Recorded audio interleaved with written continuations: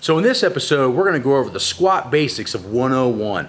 Now, we're not gonna go into everything. Everything is gonna be on the Patreon channel. But today, we're at least gonna show you how to take the bar out right and give you a fighting chance to have a massive squat.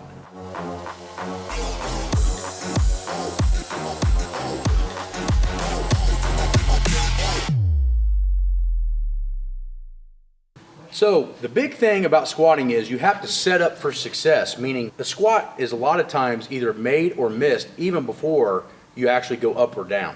So the first thing he's going to do is we're going to make sure he has a good hand position on the bar. Good hand position is going to depend on how tight your pecs are, how much you bench press, which is directly correlated with that, and just your frame size. So for me, I had to be all the way out on the collars. For him, he's not as big as I am, so he's going to be able to come in a little bit closer, and he's got a lot more mobility in his shoulder. So the first thing is just find a place that's comfortable. You don't have to, there is no optimal place to put your hands. I know people talk about it all the time. It's not necessarily true. So crawl underneath the bar. Now the first thing we're going to do is, if you come behind me, is we're going to look at bar placement. Now this is a heavily debated topic. I'm just going to tell you what broke world records for me. I'm just going to tell you what broke world records for me, and you can take it as you wish. So the first thing you want to do as the bar is you want it below the trap and above the rear delt.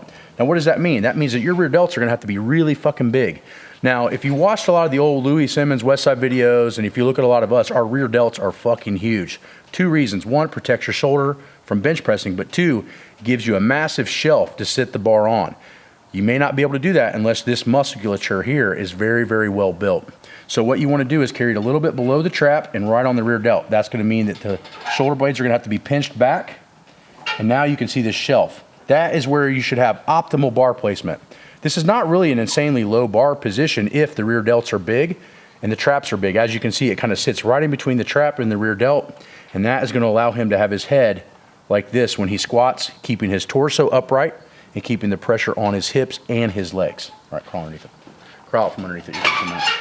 So now what you can see is, since we've got him on the rear delt and we've got this stuff pinched back, his chest is already high. That's good, right? So the next thing we're going to do is we're going to have his feet just where he walks. So he's going to walk back. That way he doesn't have to take a step out or in. Now he's going to pick his width. He's only a good 8-9 inches away from the rack. Whether this is a monolift or a normal rack, it doesn't matter. Don't waste energy going 3 feet out of the rack. Number one. Number two, don't take wide steps to go narrow and then wide again, or vice versa. Take the steps where you like to step and then go wider to where you squat. It's the most efficient and the least amount of helicoptering. So you see, what we don't want is any of this. We want no twisting and tilting, and when you take wide, long steps, your body is going to have rotation. Rotation under load is fucking horrible for your back. So now that we've got that straightened out and he's got his feet where he wants to squat, the first thing we're going to do is we're just going to make sure that this is as tight as possible and his tailbone is just a little bit out. It doesn't have to be extremely arched, but it needs to be a little past neutral, in my opinion. Once we have that set, now we have the perfect position for him to be able to hit a big squat. Go ahead and rack it. So now we have the tailbone slightly tilted, we got the chest up high, we got the rear delts pinched, everything's locked. The next thing we're going to do is focus on something a lot of people don't talk about, and that's lateral foot pressure.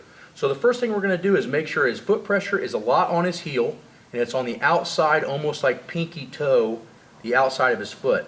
That is the position in which we're going to be able to turn on the glute medius and maximus to help the quadricep.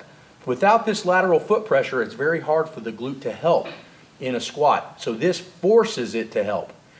The problem with teaching a squat to beginner, intermediate, and sometimes even reinforcing advanced motor patterns is that if you don't push out first, eventually you're going to fall into a bad position over time. Because a lot of us, let's face it, don't have extremely good spotters that can tell us when we're doing something wrong.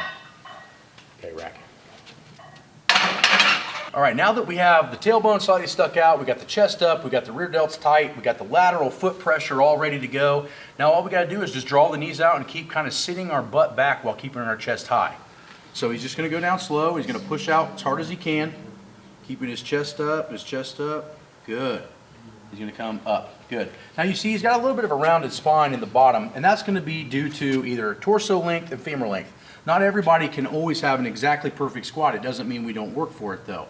He's only been squatting with me for about 6 weeks, so we're going to get it better. But just remember, don't try to chase imperfection just because you're not built to squat. I'm 6'1". It took me a long time to learn how to do this. All right, so go ahead, chest up higher this time. Don't think as much about sitting back as you do about pushing out. Good. Good, now up. Good. And we need to have that bar slid on you. So pinch your shoulder blades harder. There. Now hold it. Now see if it feels better. Yeah, that looks way better. Good. Up. And one more time. So as you can see, he's pushing his knees out. His knees are going a little bit forward, but it's not bad. And what we need to do is work on slowly just getting his chest up higher. Now to show you guys, for showing purposes, it's very hard to do this technique with just a bar. But as you get my point, the knee is coming out, the lateral foot pressure is up, and the chest is high. All of these things are very, very important to maintain. Do one more rep. Try to keep your chest up really high at the bottom. Good. And up. Good.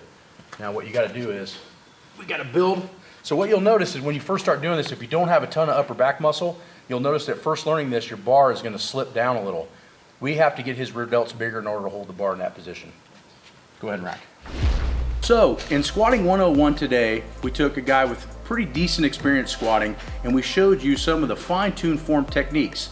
Now as Harvey gets his upper back a little bit thicker and stronger in the rear delt area, you'll start to notice that that bar will stay in a better shelf, and his chest will rise up higher and higher as his glutes get stronger.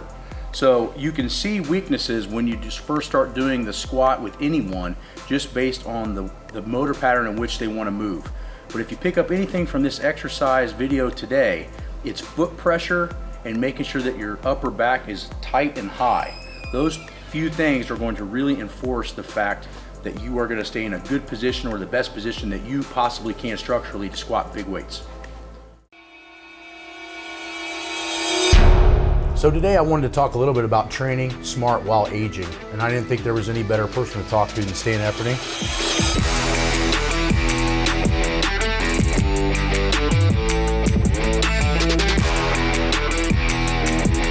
But when I train, I feel neurologically fatigued when I'm done with the workout, but if I had to, I could do that workout the next day.